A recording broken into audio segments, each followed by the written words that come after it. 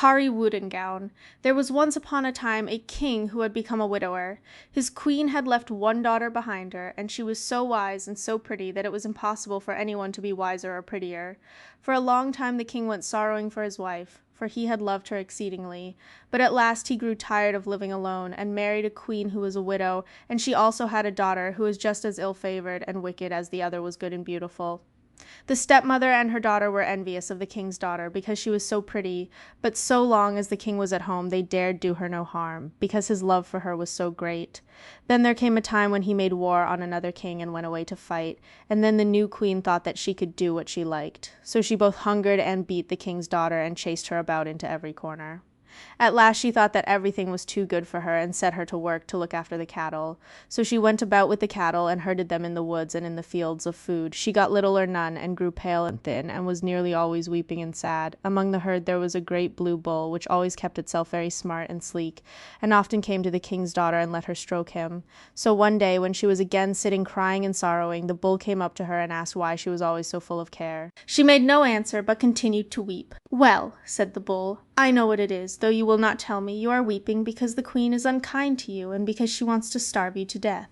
But you need be under no concern about food, for in my left ear there lies a cloth, and if you will but take it and spread it out, you can have as many dishes as you like."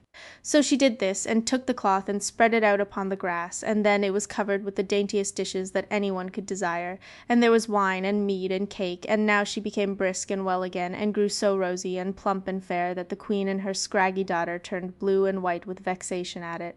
The queen could not imagine how her stepdaughter could look so well on such bad food, so she ordered one of her handmaidens to follow her into the wood and watch her, and see how it was, for she thought that some of the servants must be giving her food.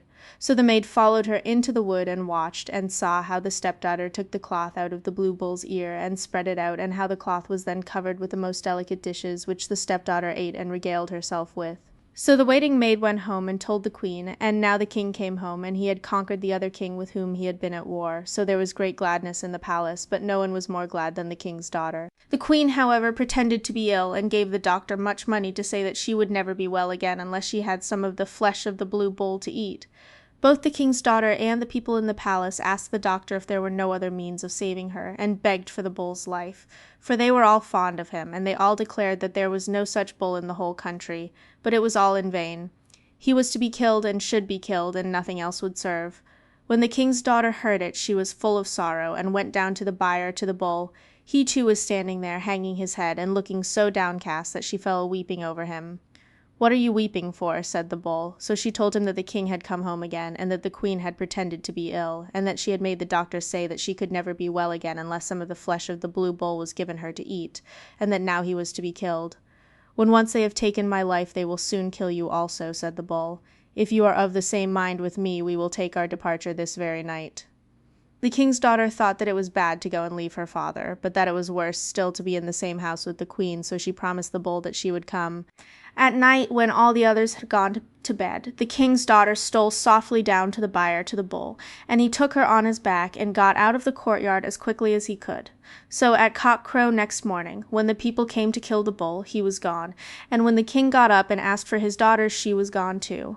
He sent forth messengers to all parts of the kingdom to search for them, and published his loss in all the parish churches, but there was no one who had seen anything of them. In the meantime the bull travelled through many lands with the king's daughter on his back, and one day they came to a great copper wood, where the trees and the branches and the leaves and the flowers and everything else was of copper.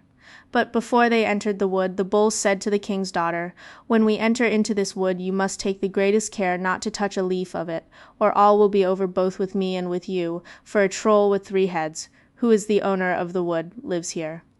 So she said she would be on her guard and not touch anything, and she was very careful and bent herself out of the way of the branches, and put them aside with her hands. But it was so thickly wooded that it was all but impossible to get forward and do what she might. She somehow or other tore off a leaf which got into her hand. "Oh, oh, what have you done now?" said the bull. "It will now cost us a battle for life or death, but do be careful to keep the leaf." Very soon afterwards they came to the end of the wood, and the troll with 3 heads came rushing up to them. "Who is that who is touching my wood?" said the troll. "The wood is just as much mine as yours," said the bull. "We shall have a tussle for that," shrieked the troll. "That may be," said the bull, so they rushed on each other and fought, and as for the bull, he butted and kicked with all the strength of his body, but the troll fought quite as well as he did. And the whole day went by before the bull put an end to him, and then he himself was so full of wounds and so worn out that he was scarcely able to move, so they had to wait a day, and the bull told the king's daughter to take the horn of ointment, which hung at the troll's belt, and rub him with it. Then he was himself again, and the next day they set off once more. And now they journeyed on for many, many days, and then after a long, long time they came to a silver wood.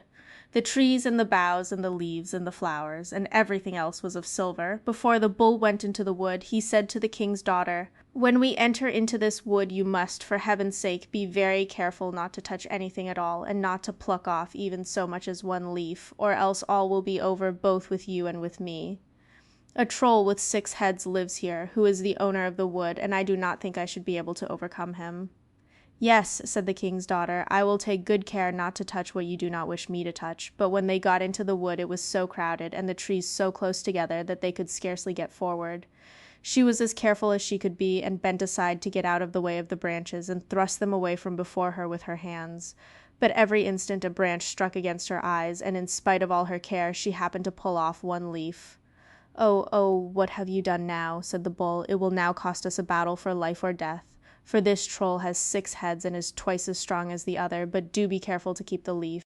Just as he said this came the troll. "Who is that? Who is touching my wood?" he said. "It is just as much mine as yours." "We shall have a tussle for that," screamed the troll. "That may be," said the bull, and rushed at the troll, and gored out his eyes, and drove his horns right through him so that his entrails gushed out. But the troll fought just as well as he did, and it was 3 whole days before the bull got the life out of him. But the bull was then so weak and worn out that it was only with pain and effort that he could move, and so covered with wounds that the blood streamed from him. So he told the king's daughter to take the horn of ointment that was hanging at the troll's belt, and anoint him with it. She did this, and then he came to himself again. But they had to stay there and rest for a week before the bull was able to go any farther. At last they set forth on their way again, but the bull was still weak, and at first could not go quickly. The king's daughter wished to spare him, and said that she was so young and light of foot that she would willingly walk, but he would not give her leave to do that, and she was forced to seat herself on his back again. So they travelled for a long time, and through many lands, and the king's daughter did not at all know where he was taking her. But after a long, long time they came to a gold wood. It was so golden that the gold dripped off it, and the trees and the branches and the flowers and the leaves were all of pure gold. Here all happened just as it had happened in the copper wood and silver wood.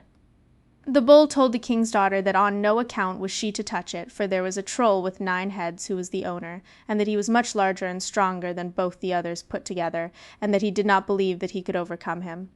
So she said that she would take great care not to touch anything, and he should see that she did. But when they got into the wood it was still thicker than the silver wood, and the farther they got into it the worse it grew.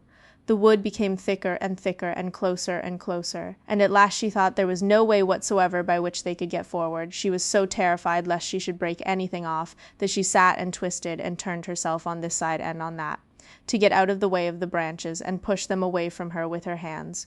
But every moment they struck against her eyes, so that she could not see what she was clutching at. And before she knew what she was doing, she had a golden apple in her hands. She was now in such terror that she began to cry and wanted to throw it away. But the bull said that she was to keep it and take the greatest care of it, and comforted her as well as he could, but he believed that it would be a hard struggle, and he doubted whether it would go well with him.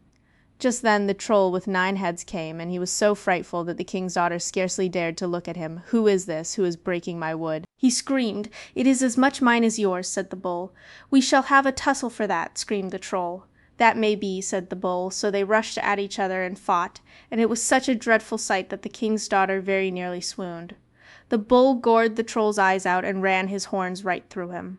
But the troll fought as well as he did, and when the bull had gored one head to death, the other heads breathed life into it again. So it was a whole week before the bull was able to kill him. But then he himself was so worn out and weak that he could not move at all. His body was all one wound, and he could not even so much as tell the king's daughter to take the horn of ointment out of the troll's belt and rub him with it.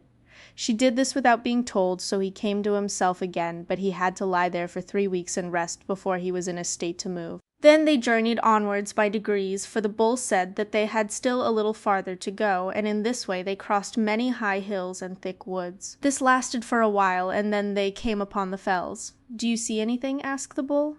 "No, I see nothing but the sky above and the wild fell side," said the king's daughter. Then they climbed up higher, and the fell grew more level so that they could see farther around them. "Do you see anything now?" said the bull. "Yes, I see a small castle far, far away," said the princess. "It is not so very little after all," said the bull. After a long, long time they came to a high hill, where there was a precipitous wall of rock.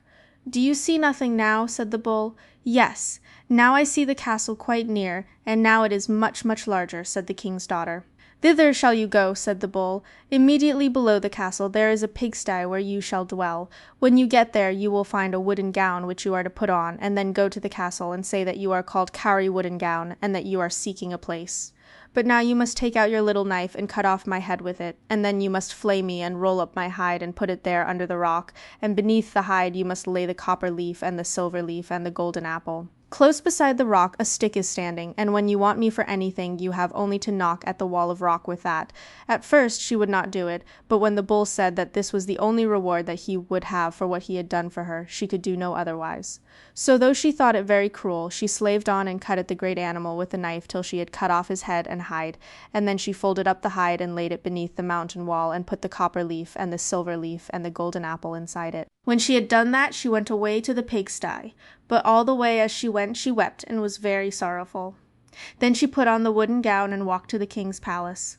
When she got there she went into the kitchen and begged for a place, saying that her name was Kari Woodengown. The cook told her that she might have a place and leave to stay there at once and wash up, for the girl who had done that before had just gone away. "And as soon as you get tired of being here you will take yourself off too," said he. "No," said she, "that I shall certainly not," and then she washed up and did it very tidily. On Sunday some strangers were coming to the king's palace, so Kari begged to have leave to carry up the water for the prince's bath, but the others laughed at her and said, "What do you want there? Do you think the prince will ever look at such a fright as you?" She would not give it up, however, but went on begging until at last she got leave. When she was going upstairs her wooden gown made such a clatter that the prince came out and said, "What sort of a creature may you be?" "I was to take this water to you," said Kari. "Do you suppose that I will have any water that you bring?" said the prince, and emptied it over her. She had to bear that, but then she asked permission to go to church. She got that, for the church was very near, but first she went to the rock and knocked at it with the stick which was standing there, as the bull had told her to do. Instantly a man came forth and asked what she wanted. The king's daughter said that she had got leave to go to church and listen to the priest, but that she had no clothes to go in, so he brought her a gown that was as bright as the copper wood, and she got a horse and saddle too from him. When she reached the church she was so pretty and so splendidly dressed that everyone wondered who she could be, and hardly anyone listened to what the priest was saying, for they were all looking far too much at her, and the prince himself liked her so well that he could not take his eyes off her for an instant. As she was walking out of church the prince followed her and shut the church door after her, and thus he kept one of her gloves in his hand. Then she went away and mounted her horse again. The prince again followed her, and asked her whence she came. "Oh, I am from Bathland," said Kari, and when the prince took out the glove and wanted to give it back to her, she said, "Darkness behind me, but light on my way, that the prince may not see where I am going today." The prince had never seen the equal of that glove, and he went far and wide, asking after the country, which the proud lady who rode away without her glove had said that she came from, but there was no one who could tell him where it lay. Next Sunday someone had to take up a towel to the prince. "Ah, may I have leave to go up with that?" said Kari. "What would be the use of that?" said the others who were in the kitchen. "You saw what happened last time." Kari would not give in, but went on begging for leave till she got it, and then she ran up the stairs so that her wooden gown clattered again. Out came the prince, and when he saw that it was Kari, he snatched the towel from her and flung it right in her eyes. "Be off at once, you ugly troll," said he. "Do you think that I will have a towel that has been touched by your dirty fingers?" After that the prince went to church, and Kari also asked leave to go. They all asked how she could want to go to church when she had nothing to wear but that wooden gown which was so black and hideous. But Kari said she thought the priest was such a good man at preaching that she got so much benefit from what he said, and at last she got leave. She went to the rock and knocked, whereupon out came the man and gave her a gown which was much more magnificent than the first. It was embroidered with silver all over it, and it shone like the silver wood, and he gave her also a most beautiful horse with housings embroidered with silver and a bridle of silver too. When the king's daughter got to church, all the people were standing outside upon the hillside, and all of them wondered who on earth she could be, and the prince was on the alert in a moment, and came and wanted to hold her horse while she alighted. But she jumped off and said that there was no need for that, for the horse was so well broken in that it stood still when she bade it and came when she called it. So they all went into the church together, but there was scarcely anyone who listened to what the priest was saying, for they were all looking far too much at her, and the prince fell much more deeply in love with her than he had been before. When the sermon was over and she went out of the church and was just going to mount her horse, the prince again came and asked her where she came from. "I am from Towelin," said the king's daughter, and as she spoke she dropped her riding whip, and while the prince was stooping to pick it up she said, "Darkness behind me, but light on my way, that the prince may not see where I am going today." And she was gone again, neither could the prince see what had become of her. He went far and wide to inquire for that country from whence she had said that she came, but there was no one who could tell him where it lay. So he was forced to have patience once more. Next Sunday someone had to go to the prince with a comb. Kari begged for leave to go with it, but the others reminded her of what had happened last time, and scolded her for wanting to let the prince see her when she was so black and so ugly in her wooden gown. But she would not give up asking until they gave her leave to go up to the prince with the comb. When she went clattering up the stairs again, out came the prince and took the comb and flung it at her, and ordered her to be off as fast as she could. After that the prince went to church, and Kari also begged for leave to go. Again they all asked what she would do there, she who was so black and ugly and had no clothes that she could be seen in by other people. The prince or someone else might very easily catch sight of her, they said, and then both she and they would suffer for it. But Kari said that they had something else to do than to look at her, and she never ceased begging until she got leave to go, and now all happened just as it had happened twice already. She went away to the rock and knocked at it with the stick, and then the man came out and gave her a gown which was very much more magnificent than either of the others. It was almost entirely made of pure gold and diamonds, and she also got a noble horse with housings embroidered with gold and a golden bridle. When the king's daughter came to the church, the priest and people were all standing on the hillside waiting for her, and the prince ran up and wanted to hold the horse, but she jumped off, saying, "No, thank you, there is no need. My horse is so well broken in that it will stand still when I bid it." So they all hastened into the church together, and the priest got into the pulpit, but no one listened to what he said, for they were looking far too much at her and wondering whence she came. And the prince was far more in love than he had been on either of the former occasions, and he was mindful of nothing but of looking at her.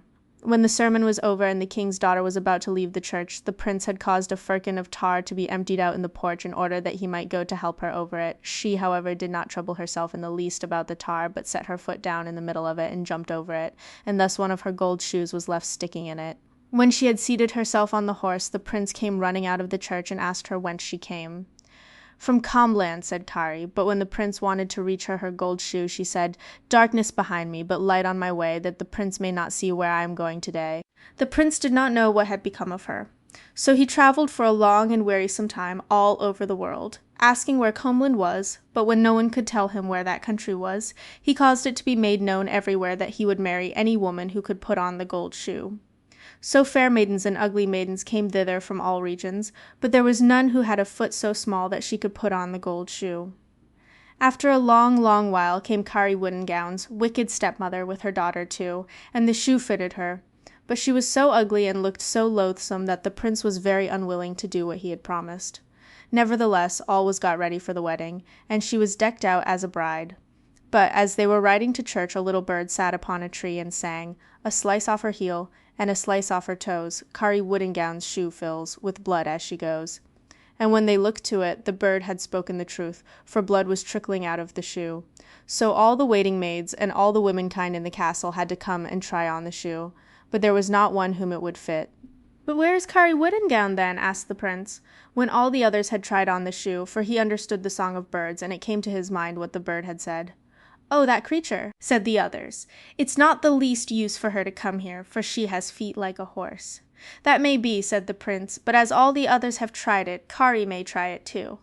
"Kari," he called out through the door, and Kari came upstairs, and her wooden gown clattered as if a whole regiment of dragoons were coming up. "Now you are to try on the gold shoe and be a princess," said the other servants, and they laughed at her and mocked her. Kari took up the shoe, put her foot into it as easily as possible, and then threw off her wooden gown, and there she stood in the golden gown, which flashed like rays of sunshine, and on her other foot she had the fellow to the gold shoe. The prince knew her in a moment, and was so glad that he ran and took her in his arms and kissed her. And when he heard that she was a king's daughter he was gladder still, and then they had the wedding.